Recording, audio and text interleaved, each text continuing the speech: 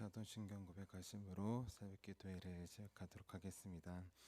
나는 전능하신 아버지 하나님 천주주를 믿습니다. 나는 그의 유일하신 아들 우리 주 예수 그리스도를 믿습니다.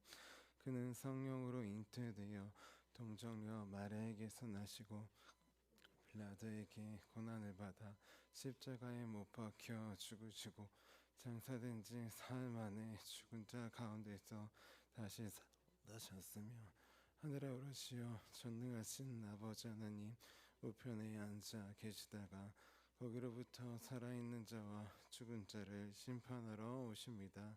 나는 성령을 믿으며 거룩한 공교회와 성도의 교제와 죄를 용서받는 것과 몸의 부활과 영생을 믿습니다. 아멘. 아멘. 우리 함께 찬송가 138장 빈들의 마른 풀같이 함께 찬양하도록 하겠습니다. 우리 찬송가 183장 빈들의 마른 풀같이입니다.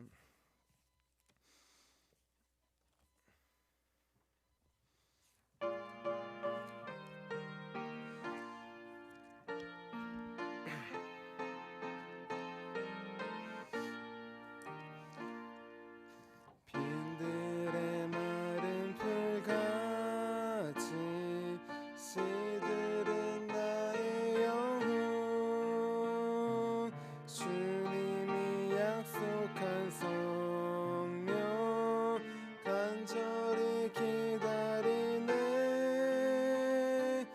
가물어 메마른 땅에 단비를 내리시듯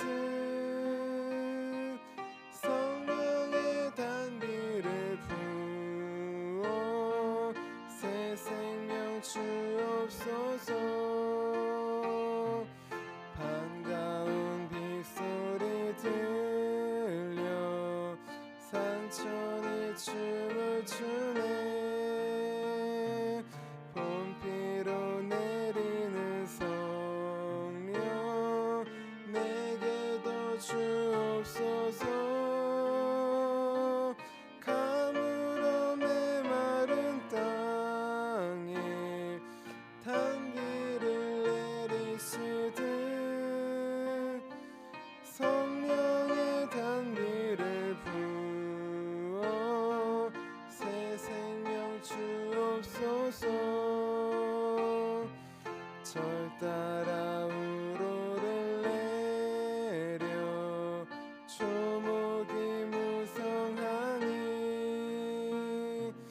갈급한 내 심령 위에 성령을 부으소서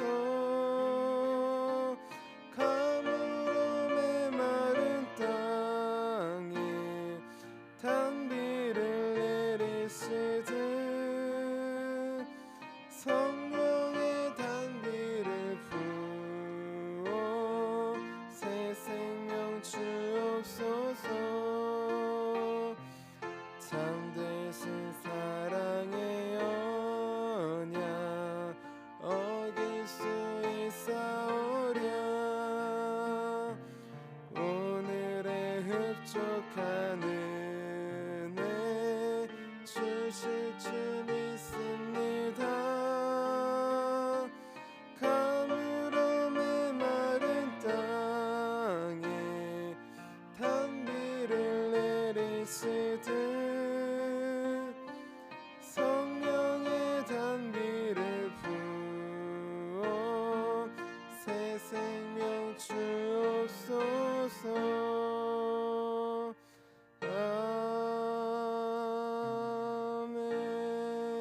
아멘. 아멘. 우리 함께 아침에 드리는 기도 함께 드리도록 하겠습니다. 우리 금요일 아침에 드리는 기도입니다. 우리 함께 기도하도록 하겠습니다. 주님, 제 영혼이 잠잠히 주님만 기다립니다. 나의 구원은 오직 주님에게서 나오기 때문입니다. 자비로운 주님, 이 시간 제게 임재해 주셔서 제 마음에 기쁨과 평안을 가득 부어주시고 제 모든 길을 인도하셔서 오늘 하루의 시간이 주님의 사명을 이루는 복된 날이 되길 원합니다. 예수 그리스도의 이름으로 기도합니다. 아멘. 아멘. 우리 오늘 하나님께서 우리에게 주신 말씀 함께 보도록 하겠습니다. 오늘 하나님께서 우리에게 주신 말씀은 마태복음 28장 16절부터 17절까지의 말씀입니다. 마태복음 28장 16절부터 17절까지의 말씀입니다.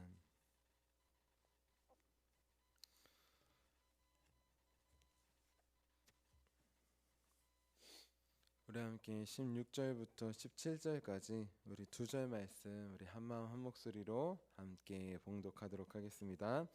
11 제자가 갈릴리에 가서 예수께서 지시하신 산에 이르러 예수를 배웁고 경배하나 아직도 의심하는 사람들이 있더라.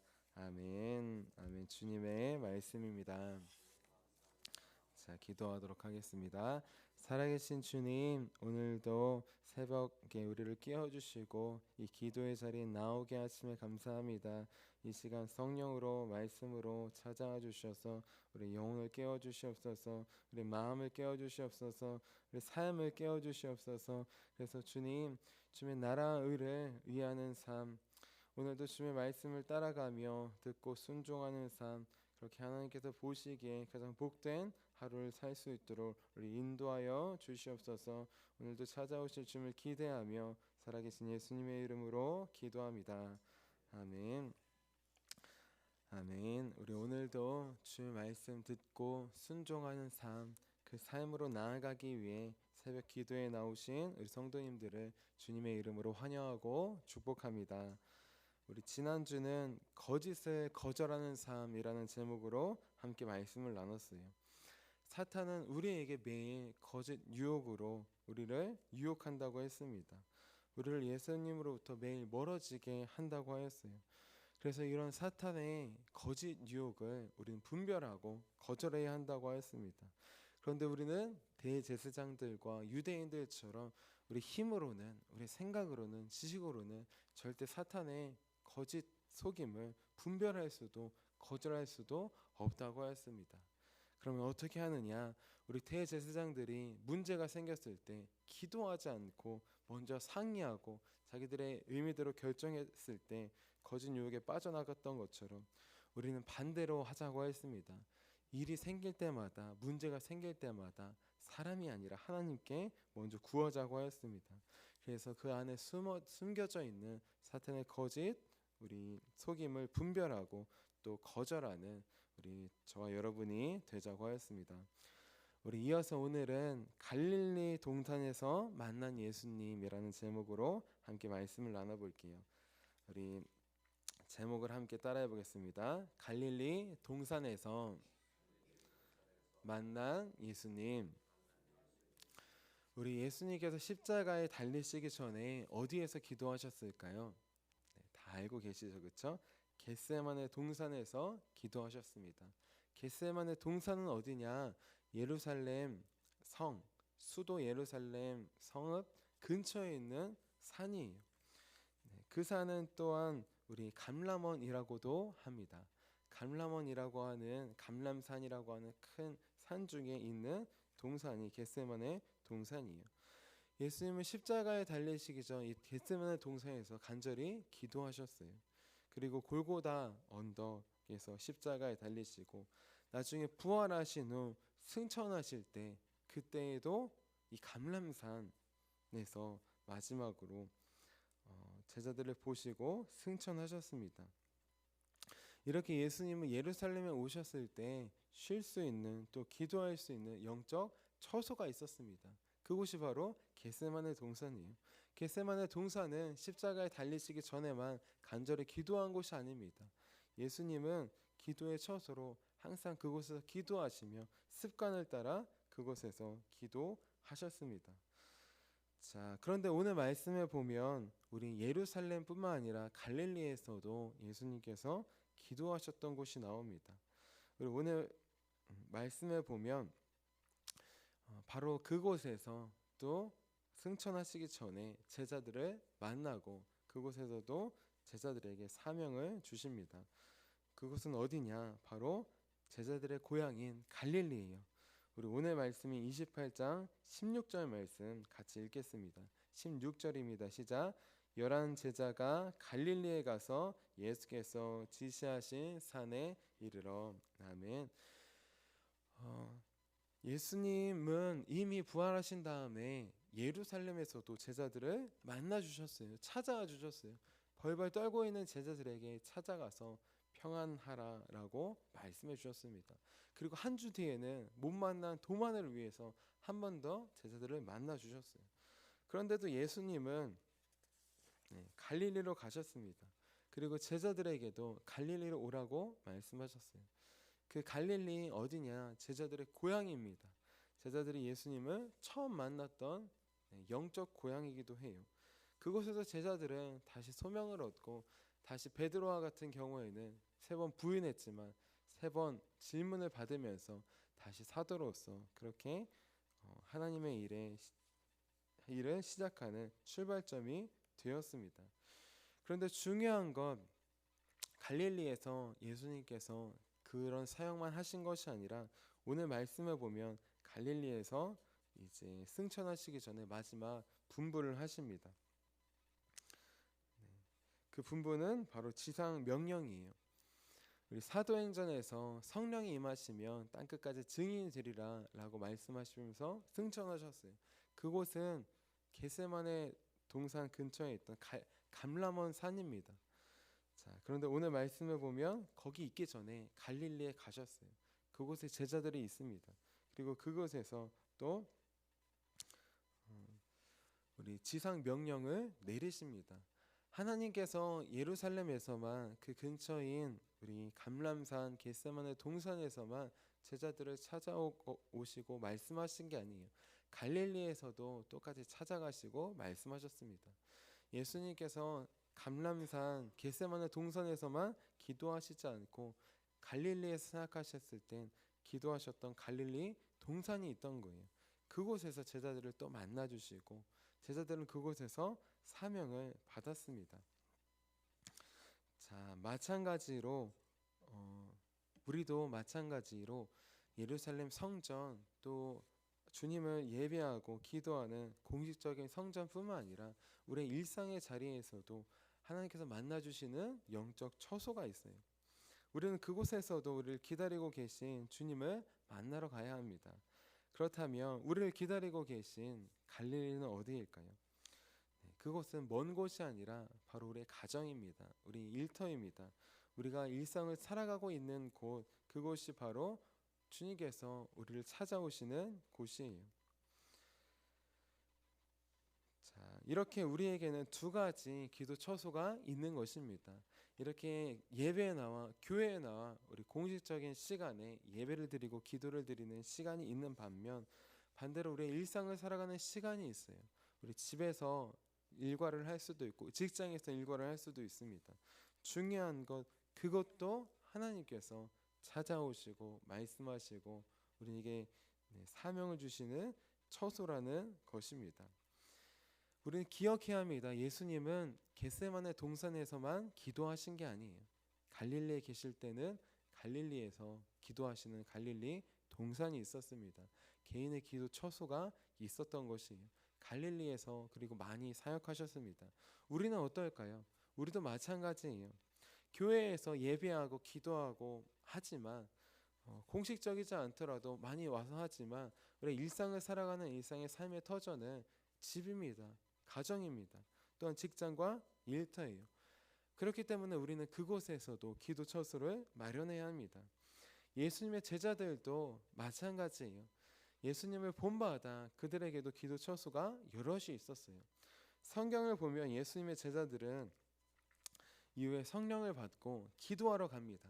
오전 9시, 낮 12시, 오후 3시에 기도하러 가요. 어디로 가느냐? 예루살렘 성전으로 기도하러 갑니다. 그들은 공식적인 시간에 공식적인 장소에 가서 기도하고 예배하는 것이에요. 우리가 이 공식적인 장소에서 우리 공식적인 시간에 새벽 5시에 새벽 기도회를 드리는 것과 마찬가지입니다. 자, 그런데 제자들은 그럼 그곳에서만 기도했을까요? 아니죠. 그들은 함께 모여 또 기도했던 기도의 처소가 있습니다. 그곳은 어디냐? 바로 마가라고 하는 사람이 개인의 집을 내어주어서 우리 기도했던 마가의 다락방이 있던 것이, 제자들은 공식적인 시간에 공식적인 장소에서만 기도한 게 아니라 일상에서도 늘 언제나 그곳에 가서 기도했습니다. 가지 못했다면 일상을 살아가는 중간에서도 기도했던 것이에요. 지금 우리에게 있는 개인적인 기도 처소는 어디입니까? 갈릴리와 같이 주님께서 일상에서 우리를 찾아오시고 기다리시는 기도 처소는 어디입니까? 저희 할머니를 돌아보면은 할머니는 기도를 많이 하시는 분이셨어요. 할머니의 모습을 돌이켜 보면 지금도 교회에서 홀로 기도하시는 그 뒷모습이 눈에 선합니다. 작은 시골 교회였는데 정말 작아요. 저희 한 유초동부실 정도 될 것 같아요. 거기서보다 조금 더 클 수 있지만 그 작은 예배실에서 홀로 많이 기도하셨습니다. 철학 기도도 많이 하시고 금식 기도도 많이 하셨어요. 나중에는 집과 교회가 좀 거리가 먼데 가기가 힘드니까 옛날에 있던 집을 처분하고 이제 자녀들이, 이제 저희 부모님, 이제 삼촌, 고모들이 교회 바로 옆으로 집을 얻어들였어요. 네. 그러니까 더욱더 교회에 가서 열심히 기도하셨습니다. 새벽에도 기도하시고 저녁에도 많이 철회로 하시고 금식도 많이 하셨어요. 그런데 돌이켜 보면 할머님은 교회에서만 기도하지 않으셨습니다. 할머님은 집에서도 기도하셨어요. 제가 대학생 때 이제 할머니와 같이 살았어요. 대학교가 근처라서 청주에 같이 살았는데 돌이켜 보면 할머니는 집에서도 기도를 하셨습니다. 집에서도 기도할 수 있는 기도의 골방이 있었어요. 바로 작은 방이 기도의 방이었어요. 그 작은 방에 보면 항상 큰 성경책이 있었습니다. 때로 교회에 여기 보면은 강대상에 큰 성경책에 촛불이 있는 그런 경우가 있잖아요.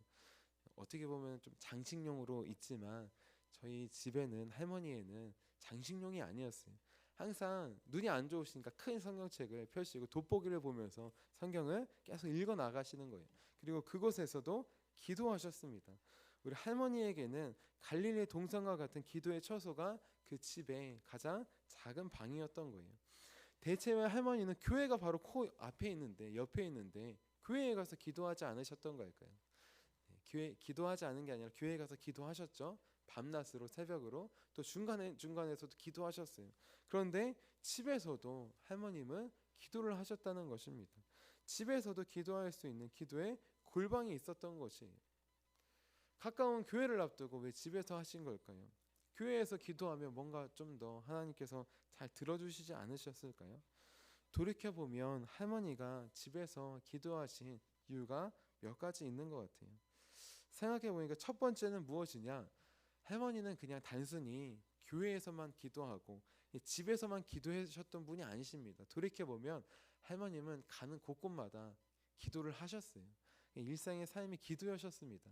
교회라서 기도하고 집이라서 기도한 게 아니라 그냥 농사를 짓고 일도 하셨는데 그때에도 기도하셨던 거예요. 우리 사도 바울이 말한 고백한 데살로니가전서 5장 17절 말씀처럼 말입니다. 쉬지 말고 기도하라. 예배 시간에는 교회에서 아니면은 또 집에서도 시간을 정해두고 그런 것이 아니라 교회에서도 하시고 또 집에서도 시간이 나실 때마다 기도를 하시고 성경을 보셨어요. 그 외에는 밭에서 일을 하셨는데 그럼 일할 때는 일하고 기도할 땐 기도하고 이게 아니라 돌이켜 보니까 식사를 준비를 하시고 또 농사일을 하시면서도 할머님은 기도로 하셨던 것 같아요. 밭에 씨를 뿌릴 때에도 말씀을 그렇게 묵상하시며 기도하시면서 뿌리셨던 것 같아요. 식사를 준비할 때에도 그냥 뚝딱 만드는 게 아니라 먹고 함께 나눌 가족들을 위해서 기도를 하셨던 것입니다. 할머니는 이렇게 교회에서뿐만 아니라 집에서뿐만 아니라 있는 자리가 기도의 처소였던 것이에요. 자, 두 번째로 집에서 기도하셨던 이유를 생각해 보니까 그 이유는 무엇이냐? 교회뿐만 아니라 우리 가정도 집도 하나님의 거룩한 처소로 그렇게 만들어가기 위하여서 기도하셨던 것입니다. 우리는 때때로 교회에서의 삶과 가정에서의 삶이 달라요. 분리돼요. 교회에서는 다 함께 예배드리고 거룩하고 신실하고 하나님을 예배하고 찬양하고 기도하고 하는데 집에서는 그렇지 못할 때가 많이 있어요.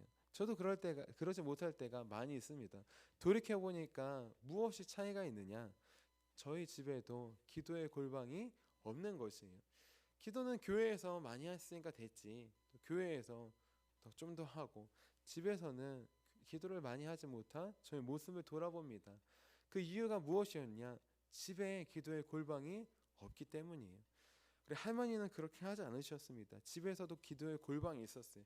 그렇기 때문에 집도 하나님의 처소가 되었어요. 우리 할머니도 성격이 급하시고 욱하실 때가 있습니다. 하지만 기도를 하시니까 그런 모습이 올라올 때마다 참고 참으셨어요. 제가 대학교 때 같이 살았다고 했잖아요, 그렇죠? 같이 살면서 할머니 마음에 들지 않는 게 얼마나 많겠어요. 대학생이면은 늦게 자고 늦게 일어날 때도 많고 하는데 속이 얼마나 답답하시겠어요. 그런데도 불구하고 늦게 일어나도 밥을 차려주시고 기도를 하셨기 때문에 가능하신 것입니다. 할머님은 집에서뿐만 아니라 교회에서뿐만 아니라 집도 하나님을 예배하는 하나님께서 인도하시고 다스리시는 하나님의 처소가 되기를 원하셨어요. 그래서 집에서도 기도의 골방을 만드셨던 것입니다. 우리 하나님은 예루살렘 성전에서 하는 기도만 들으시는 분이 아니십니다. 우리 하나님은 겟세마네 동산에서만 하는 기도를 들으시는 분도 골고다 언덕에서만 드리는 기도를 들으시는 분도 아니고 갈릴리 동산에서 우리 일상의 삶에서 드리는 기도를 들으시는 분이십니다. 그 일상의 삶은 집이 될 수도 있어요. 아니면은 일터가 될 수도 있어요. 아니면은 농사를 하는 그 곳도 일상의 삶이 될 수 있습니다. 어느 곳에서 하든지 우리는 기도의 처소를 만들어야 합니다. 할머니처럼 작은 방을 기도의 처소로 만들어서 갈 수도 있고 때때로 식사 준비를 하건 일을 하건 그때에는 움직이면서라도 기도를 하며 할 수 있어요. 씨를 뿌릴 때는 복음을 뿌리는 말씀을 묵상하면서 하고 식사 준비를 할 때는 우리 가족이 음식뿐만 아니라 주님의 사랑과 은혜와 말씀을 잘 먹고 잘할 수 있도록 기도할 수 있습니다. 중요한 것 언제 어디서나 우리가 일상에서도 드리는 기도를 주님은 들으신다는 것이에요.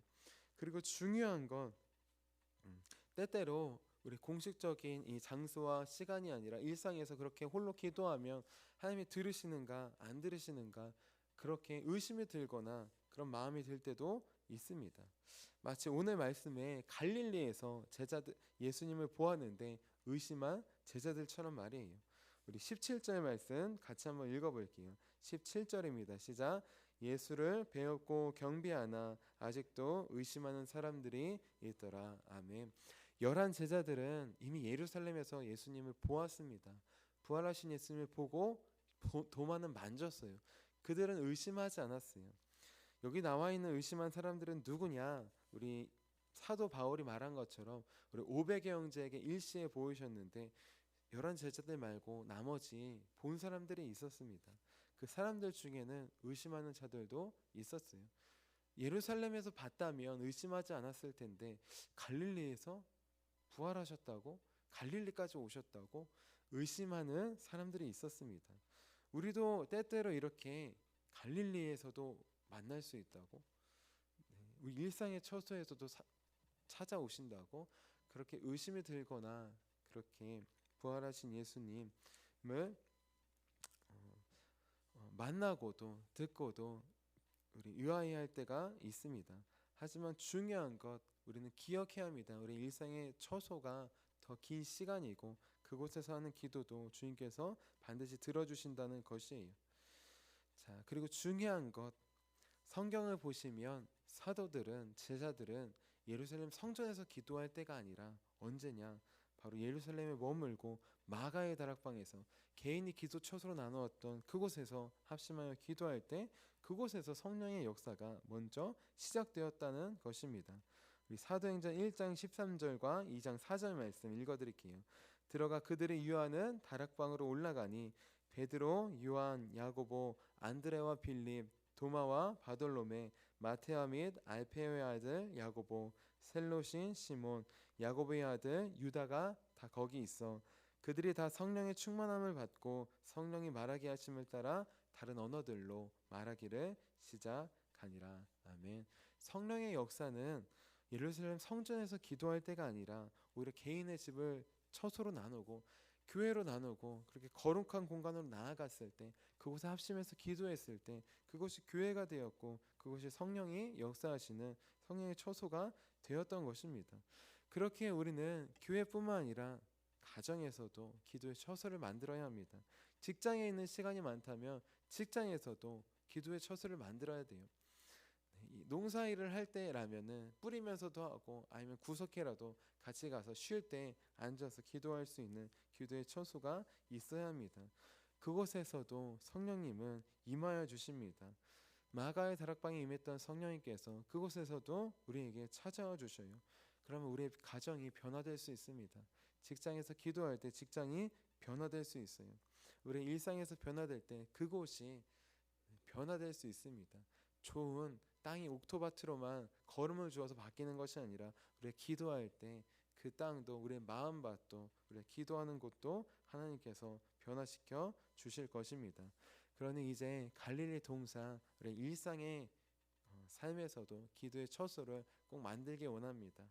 그래서 우리가 일상에서 기도하는 그곳도 우리 성령의 처소, 우리 하나님의 교회 될 수 있도록 주님께서 역사하시고 말씀하시고 변화시키시는 귀한 주님의 처소로 그렇게 만들어가는 저 여러분이 되시기를 주님의 이름으로 축원합니다. 우리 기도하도록 하겠습니다. 살아계신 주님, 우리는 교회에 나가 놓아서 공식적인 시간에 공식적인 장소에서 기도하지만 일상의 삶에서 일상의 시간에서는 많이 깨어있지 못하고 기도하지 못했음을 고백합니다.